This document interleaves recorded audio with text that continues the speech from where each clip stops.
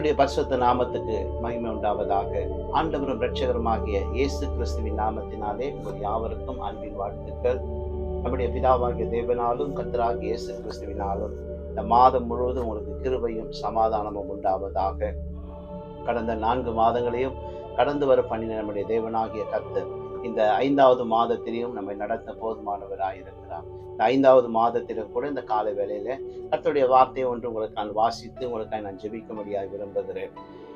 எசையா தீர்க்க தரிசன புஸ்தகம் 61வது அதிகாரம் 7வது வசனத்தை நாம் வாசிப்போம் என்று சொன்னால், உங்கள் வெட்கத்துக்கு பதிலாக இரட்டத்தனையான பலன் வரும். இந்த மாதத்தில் கூட ஆண்டவர் நமக்கு கொடுக்கிற ஒரு ஜீவனுள்ள வார்த்தை, உன் வெட்கத்துக்கு பதிலாக இரட்டத்தனையான பலன் வரும். எந்த இடத்துல நாம் வெட்கப்படுகிறோமோ அதே இடத்துல தேவன் நம்முடைய வாழ்க்கையில நல்ல இரட்டத்தனையான பலனை கொடுக்க ஒரு வல்லமை உள்ளவராயிருக்கிறார்.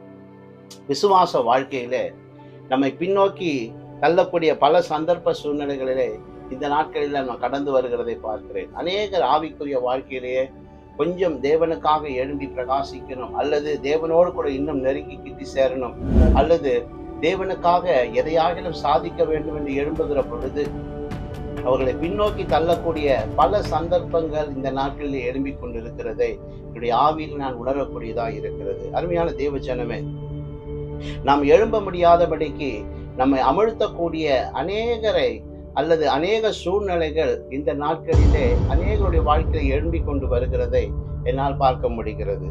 ஆகவே இன்றைக்கு நம்முடைய வாழ்க்கையில எந்தெந்த பகுதியெல்லாம் நாம் தேவனுக்காக அல்லது ஏதோ ஒரு காரியத்தில் எழும்பணும், ஒருவேளை நம்ம நினைக்க கூடாது ஆவிக்குரிய வாழ்க்கையில மாத்திரம்தான் எழும்புகிற பொழுது பிரச்சனை வருகிறது என்று சொல்லி, ஒருவேளை பாடசாலையில படிக்கிற பிள்ளைகளுக்கும் பாடசாலையில இன்னும் நன்றாய் கற்று முன்னேறி கடந்து போகிறதற்கு அவர்களையும் பின்னோக்கி தள்ளுகிறதற்கு ஒரு கூட்டம் இருக்கும், அல்லது வேலை ஸ்தலங்களிலே நம்மோடு கூட போட்டி போட்டு நம்மை பின்னே தள்ளக்கூடிய ஒரு சூழ்நிலைகள் அநேக நபர்களையும் இந்த நாட்களில் நாம் பார்க்கலாம்.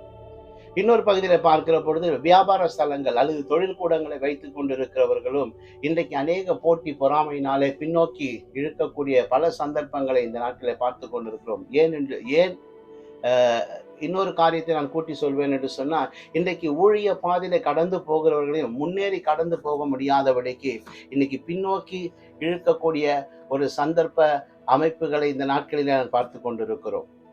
அநேகர் ஆவிக்குரிய வாழ்க்கையில அவர்களை அமிழ்த்தக்கூடிய பல சந்தர்ப்ப சூழ்நிலைகள் அல்லது ஏதோ ஒரு சூழ்நிலைகள் இந்த நாட்களில் பின்னோக்கி நகர்த்தி கொண்டே இருக்கிறது. இந்த கால வேளையில ஆண்டவர் நமக்கு சொல்லுகிற வார்த்தை, உன் வெட்கத்துக்கு பதிலாக இரட்டத்தனையான பலன் வரும். அருமையான தேவ ஜனமே, ஒரு வார்த்தையை ஒன்று நான் வாசித்தேன், எனக்கு ரொம்ப பிடித்த ஒரு வார்த்தையா இருந்தது. ஒரு விசுவாசிக்கு பாடுகள் துவங்குகிற இடத்திலேயே மகிமை துவங்கி விடுகிறதாம். நல்ல ஒரு வார்த்தை அது. ஒரு விசுவாசிக்கு அல்லது ஒரு தேவனுடைய பிள்ளைகளுக்கு எந்த இடத்துல பாடுகள் துவங்குகிறதோ அதே இடத்திலே தேவன் மகிமையை துவங்க பண்ணுகிறாராம். இந்த வேதத்துல இப்படிப்பட்ட மனிதர்களை நாம் பார்க்கலாம். நம் வேதாகமத்திலே ஒரு மனிதனை பார்ப்போம் என்று சொன்ன பல மனிதர்கள் இருக்கிறார்கள். வேதாகமத்திலே நான் பார்த்த ஒரு மனிதன் என்று சொன்னா யோசேப்பை குறித்து நான் சொல்லுவேன். யோசேப்பு யாக்கோபுக்கு ராகேலுக்கும் பிறந்த ஒரு பிள்ளை. யாக்கோபு ரொம்ப வயது முதிர்ச்சியான காலத்திலே பிறந்தவர் தான் இந்த யோசேப்பு. யாக்கோபுக்கு மிகவும் பிரியமான, அவர் நேசித்த ராகேலுக்கு பிறந்த ஒரு பிள்ளை. ஆனால் இந்த யோசேப்பினுடைய வாழ்க்கையை நாம் பார்ப்போம் என்று சொன்னால் நமக்கு தெரிந்த அநேக காரியங்கள் தான். யோசேப்பு ஒரு தரிசனவாதி. ஆண்டவர் யோசேப்பின் மேல ஒரு பெரிய ஒரு நோக்கத்தை வைத்திருந்தார். யோசேப்பை கொண்டு ஒரு பெரிய காரியத்தை செய்ய வேண்டும். கர்த்தர் ஆபிரகாமுக்கு பண்ணின வாக்குத்தத்தங்களை நிறைவேற்றுகிறதற்கு எகிப்துக்கு போன முதல் மனிதனாக அல்லது எகிப்துக்கு விற்கப்பட்ட ஒரு மனிதனாக கடந்து போனவர் இந்த யோசேப்பு. மற்றவர்கள் எல்லாம் அந்த பஞ்ச காலத்துல போயிட்டு வந்தவங்க உண்டு. ஆனா யோசேப்பு மாத்திரம்தான் கை காலங்க கட்டப்பட்ட ஒரு அடிமையாக அந்த தேசத்துக்கு கொண்டு போகப்படுகிறார். இப்படிப்பட்ட ஒரு தரிசனவாதி, இப்படிப்பட்ட ஒரு நல்ல நோக்கத்தை உடைய யோசேப்புடைய வாழ்க்கையில என்ன நடந்தது என்பதை குறித்து தான் இந்த நாட்களை பார்க்க போகிறோம். ஆதியாகமத்தின் புஸ்தகம் 37வது அதிகாரம் 3வது வசனத்தை நீங்கள் வாசிப்பீர்கள் என்று சொன்னா, அந்த அதிகாரத்தில அந்த வசனத்தில இப்படியாய் சொல்லப்படுகிறது, தன் குமாரர் எல்லாரிலும் அவனை அதிகமாய் நேசித்தான். யாக்கோபு அநேக பிள்ளைகள் இருந்தார்கள். அவர்களுக்கு அநேக பிள்ளைகள் இருந்தாலும் யோசேப்பை மாத்திரம் அதிகமாய் நேசித்தான் என்று அந்த 3வது வசனம் இப்படியாய் சொல்லுகிறது. எல்லா வசனத்தையும் வாசிக்கிறதுக்கு நமக்கு நேரம் போதாது. ஆகவே குறிப்பிட்ட காரியத்தை மாத்திரம் உங்களுக்கு பற்றி நான் சொல்லி ஜெபிக்கும்படியாய் விரும்புகிறேன். யோசேப்பு யார் என்று சொன்னால், தன் தகப்பனாலே நேசிக்கப்பட்ட ஒரு குமாரன். யாக்கோபு அதிகமாய் நேசித்தவன். அவனுக்கு பல வர்ண அங்கிகளை உடுத்து விட்டு அழகு பார்க்கிறார். மற்ற எல்லா பிள்ளைகளை விட யோசேப்பின் மேலே யாக்கோபுக்கு ஒரு நேசம் உண்டு. ஆகவே இப்படிப்பட்ட நேசமா இருந்தபடினாலதான் அவனுடைய வாழ்க்கையில நாம் பார்க்கிறோம், அவன் தகப்பனால் நேசிக்கப்பட்ட ஒரு மனிதனாயிருந்தார் யோசேப். 2வதாக நீங்க பார்ப்பீர்கள் என்று சொன்னால், தேவனால் நேசிக்கப்படுகிறவர்களை இந்த உலகம் பகைக்க ஆரம்பிக்கும். நீங்க ஒரு காரியத்தை குறித்து யோசிப்பீர்கள் என்று சொன்னா,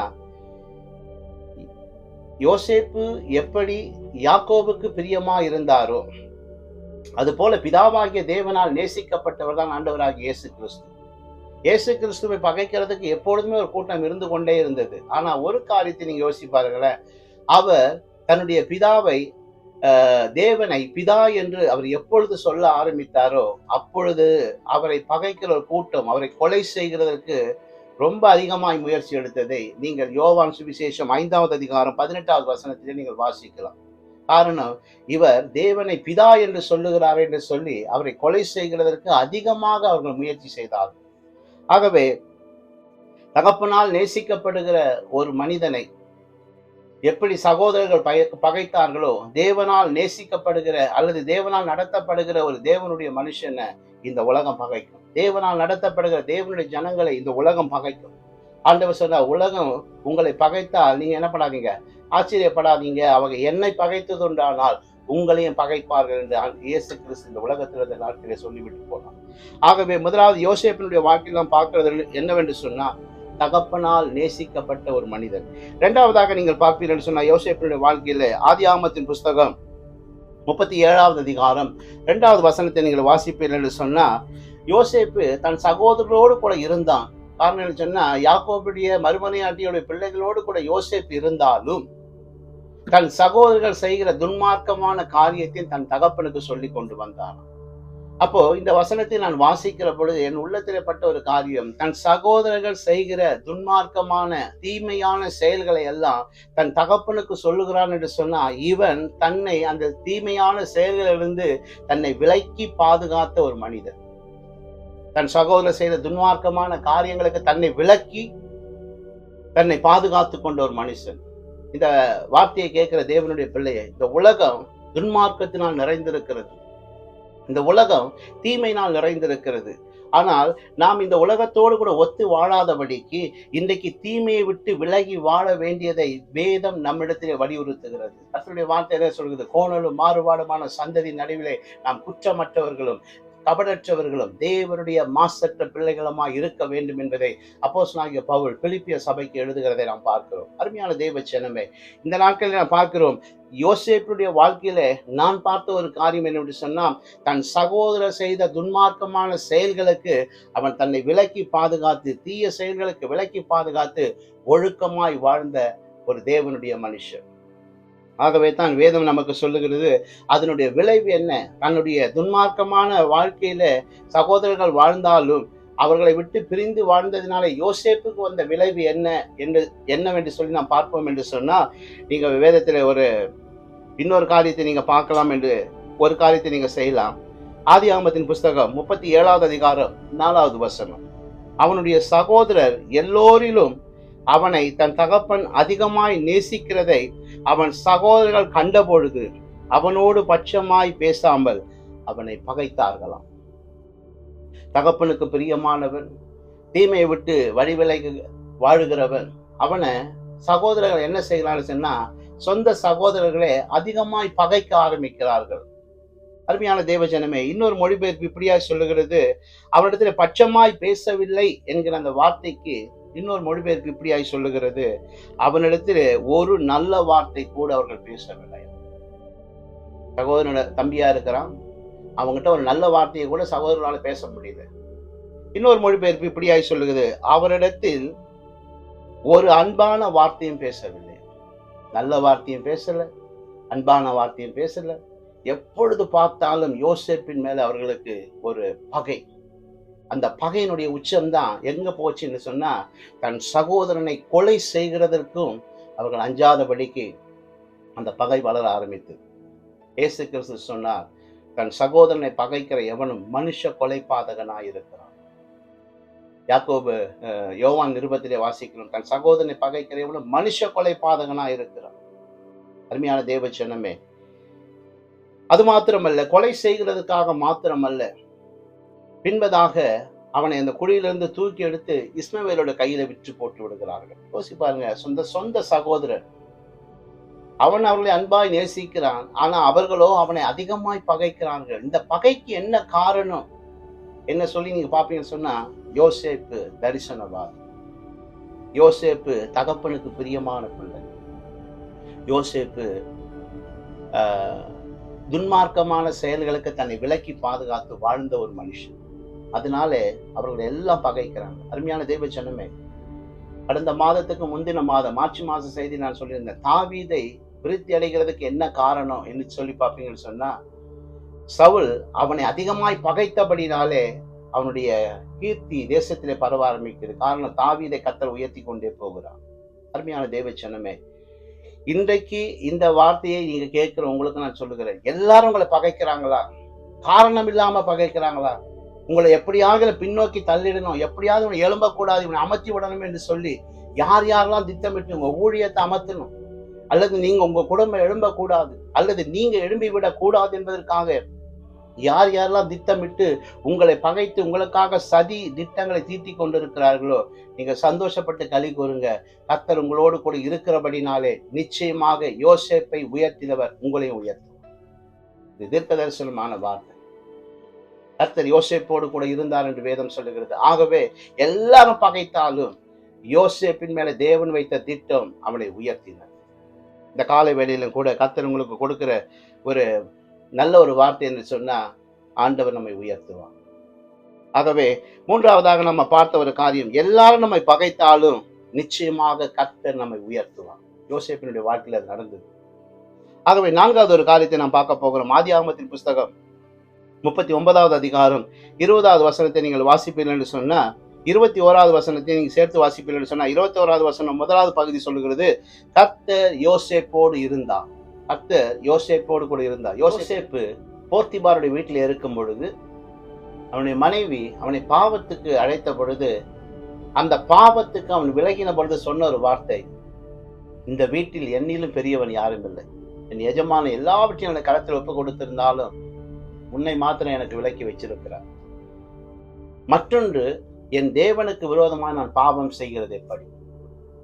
யோசேப்பினுடைய வாழ்க்கை தன்னை பரிசுத்தமாய் பாதுகாக்கிறதுக்கு எந்த அளவுக்கு அவன் கடவுளுக்கு பயந்து வாழ வேண்டுமோ அந்த அளவுக்கு கடவுளுக்கு பயந்து வாழ்ந்தான். அவனுடைய வாழ்க்கையில கர்த்தர் அவனை உயர்த்தி மேன்மைப்படுத்தினான். கடந்த சில மாதங்களாக நாம் தியானித்துக் கொண்டு வருகிற ஒரு தலைப்பின் என்று சொன்னா, கர்த்தர் நம்மோடு கூட இருக்கிறான், தேவன் நம்மோடு கூட இருக்கிறார் என்ற தலைப்பில தான் சில வசனங்களை சில மாதங்களாக நாம் தியானித்துக் கொண்டு வந்தோம். இந்த மாதத்திலும் ஆண்டவர் நமக்கு சொல்கிறார், கர்த்தர் யோசேப்போடு இருந்தார், உங்களோடு கூட நிச்சயமாய் இருப்பார் என்று சொன்னா, உங்களுடைய வாழ்க்கை நிச்சயமாய் கர்த்தருக்கு பரிசுத்தமாய் இருக்க வேண்டும். ஹல்லேலூயா. வேதம் சொல்லுகிறது, நான் பரிசுத்தர், ஆகையால் நீங்களும் உங்கள் எல்லா நடக்கையிலும் பரிசுத்தராயிருங்கள். அதுதான் கர்த்தருடைய வார்த்தை நமக்கு சொல்லுகிறது. ஆகவே யோசேப்பு தன்னை பரிசுத்தமாய் பாதுகாத்து பரிசுத்தமாய் வாழ வேண்டும் என்று சொல்லி தன்னை தீமைக்கு விலக்கி பாதுகாத்து கொண்டார். இந்த வார்த்தை கேட்கிற நம்ம தீமைக்கு நாம் விலகி இருப்போம், துன்மார்க்கமான காரியங்களுக்கு விலகி இருப்போம், பாவத்துக்கு விலகி இருப்போம், கர்த்தர் அருவருக்கிற காரியங்களுக்கு நாம் விலகி இருப்போம். நிச்சயமாக இந்த மாதத்திலும் தேவன் நம்மை ஆசீர்வதித்து உயர்த்தி மேன்மைப்படுத்த வல்லவராய் இருக்கிறார். 4 காரியத்தை நான் சொன்னேன். நம்முடைய வாழ்க்கையில பாடுகள் எப்பொழுது துவங்க ஆரம்பிக்குதோ, நான் மீண்டுமாய் சொல்லுகிறேன், தேவனுடைய மகிமை அந்த இடத்துல வேலை செய்ய ஆரம்பிச்சிடும். தேவன் நம்மை மகிமைப்படுத்துகிறதுக்கு துவங்கி விடுவான். இந்த யோசேப்பினுடைய வாழ்க்கையில் நம்ம அதை பார்க்கலாம். முதலாவது யோசேப்பினுடைய வாழ்க்கையில பார்த்து, அவன் தன் தகப்பனால் அதிகமாக நேசிக்கப்பட்டவன், துன்மார்க்கத்துக்கு தீமையான செயல்களுக்கு தன்னை விலக்கி பாதுகாத்து கொண்டவன். அது மாத்திரமல்ல, பகைக்கப்பட்ட சூழ்நிலையிலையும் அவனுடைய வாழ்க்கையில ஆண்டவர் வைத்த தீர்மானம் அவனை உயர்த்தினது. எல்லாரும் பகைச்சாங்க, ஆனா எல்லாம் நம்மளை பகைக்கட்டும், அதுதான் நம்முடைய வாழ்க்கையினுடைய உயர்வா இருக்குது. நான்காவதாக பரிசுத்தத்தை காத்து கொண்டான். இந்த 4 காரியமும் நம்முடைய வாழ்க்கையில இருக்கும் என்று சொன்னா, யோசேப்பை உயர்த்தினவர் நம்மையும் உயர்த்துவார்.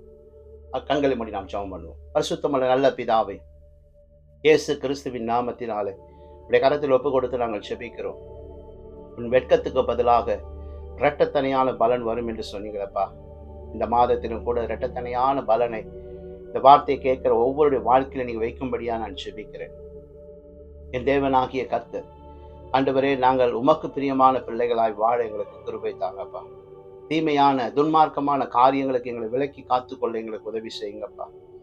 ஆண்டவரே, யார் யாரெல்லாம் நாங்கள் எழும்பக்கூடாது என்று சொல்லி எங்களை பகைத்து எங்களுக்கு பின்பதாக குழிகளை வெட்டி கொண்டிருக்கிறார்களோ, நாங்கள் விசுவாசிக்கிறோம், அதுதான் எங்களுடைய வாழ்க்கையினுடைய உயர்வுப்பா. யோசேப்பை மாத்திரம் சகோதரர்கள் பகைக்காமல் இருந்திருப்பார்கள் என்று சொன்னா, அவர்கள் எகிப்து தேசத்துக்கு போயிருக்க மாட்டான். எகிப்து தேசமே யோசேப்பினாலே வாழத்தக்கதாக தேவன் அப்படியாய் அவனை உயர்த்தினீர். யார் யாரெல்லாம் பகைச்சாங்களோ அவங்க எல்லாம் யோசேப்பின் இடத்துல வந்து மண்டியிட்டு வாழத்தக்கதான ஒரு சூழ்நிலை உண்டாக்கினீங்க. இதெல்லாம் எதனால் வந்தது என்று சொன்னா, அவர்கள் அவனை பகைத்தபடினாலே. தீமையை நன்மையாய் மாற்றின ஆண்டவர் எங்களுடைய வாழ்க்கையிலையும் இப்படிப்பட்ட சூழ்நிலை மத்தியில் நாங்கள் கடந்து போகிற அனுபவத்தில தான் இருக்கிறோம்.